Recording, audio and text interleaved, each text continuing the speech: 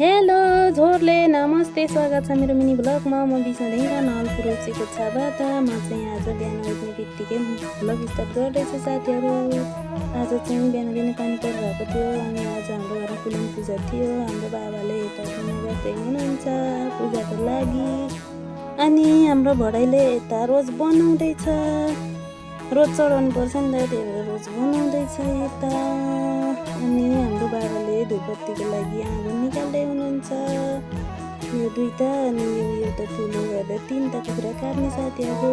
दुईटा चाहिँ सानसाना थियो, एउटा चाहिँ ठुलै थियो पूजाको लागि। अनि भरै र बाबा भएर यता पूजाको कार्यक्रम गर्दै हुनुहुन्छ।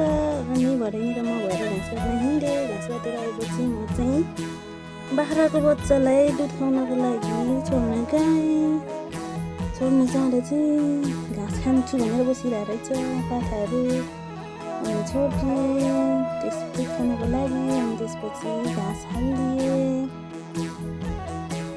अनि दुध खाएर घाँस खान पनि आइसके बच्चाहरू चाहिँ। अनि यता छ अलिक ठुलो भनौँ बोकाहरू। बोका घाँस दिएर म चाहिँ लागेँ फेरि गोबर फाल्नेतिर। गोबर फालेर आउँदा चाहिँ हाम्रो भडाइले हेरेको कस्तो राम्रो मिठो आँप लिएर आएको रहेछ साथीहरू। अनि आँप खानतिर लाग्यो हामी चाहिँ। हाम्रो भडाइनीको छोरी यो नातिनी नक्कल पर्दै छैन नि पनि। अनि हाम्रो बाबा यता कुखुरा भुत्ल्याउँदै हुनुहुन्छ, म चाहिँ लागेँ पकाउनेतिर। पकाइ तुलाइ गरेर खायौँ साथीहरू। आजलाई यति नै मेरो मिनी भ्लग।